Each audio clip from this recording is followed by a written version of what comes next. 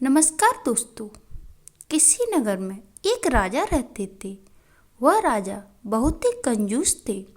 उनके दरवाजे पर कोई भी आए, किसी को भी वह अन्न दान नहीं करते थे।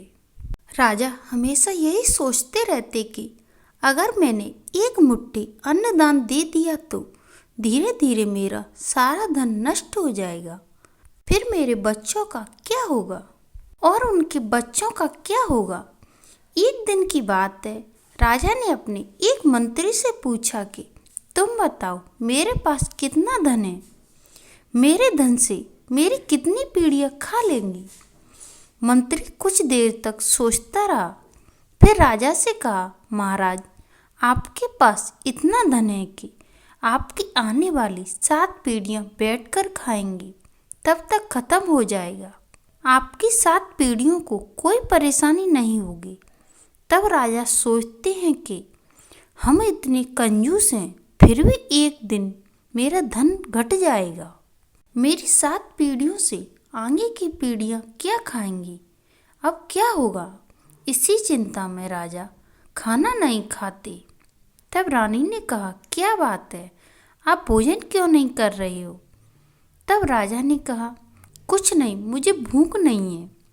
फिर रानी बार बार खाना खाने को कहती तो राजा थोड़ा सा खाना खा लेते।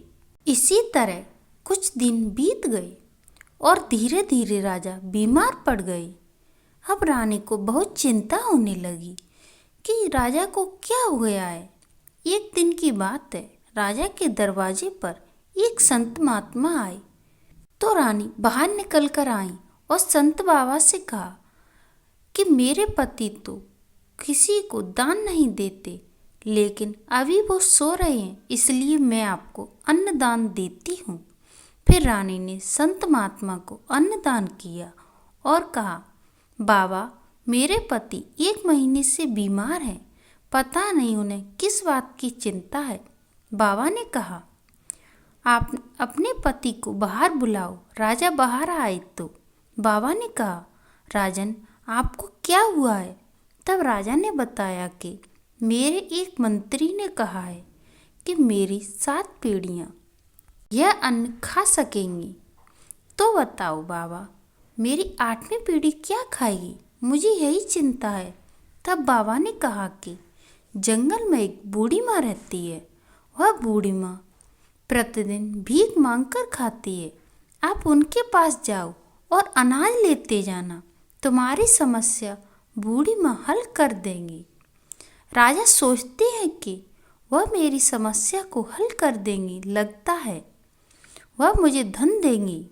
राजा ने एक बोरा में अनाज ले लिया और जंगल में गए। जंगल में जाकर वह उन बूढ़ी माँ से मिले।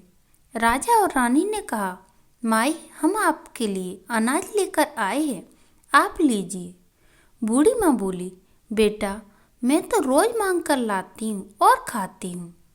रानी बोली, माई तो कल के लिए रख लो। बूढ़ी माँ ने कहा, कल का कल देखा जाएगा, मैं आज अन्न मांग कर लाई हूँ, मैं इतने अनाज को कहाँ रखूँगी, आप अपना अनाज वापस ले जाइए। राजा को अब समझ में आ गया, यह बूढ़ी माँ रोज भीख मांगती है, कितनी दुखी है, फिर भी इसे कल की चिंता नहीं है।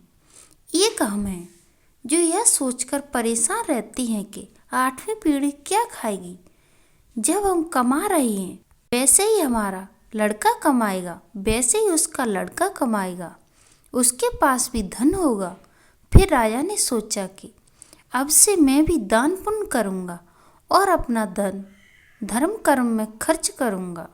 ऐसा सोचकर राजा अपने महल में वापस आ गई और वापस आकर राजा ने बहुत बड़ा यज्ञ का आयोजन किया। कई सारे संतों को आमंत्रित किया।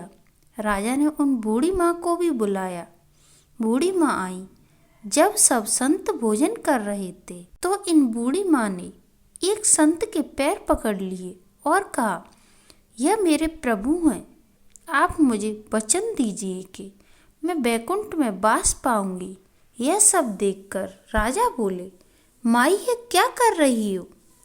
तब बूढ़ी माँ बोली, यह मेरे प्रभु हैं, इन्होंने मुझे बैकुंठ ले जाने का वचन दिया है। राजा ने कहा, बैकुंठ क्या है?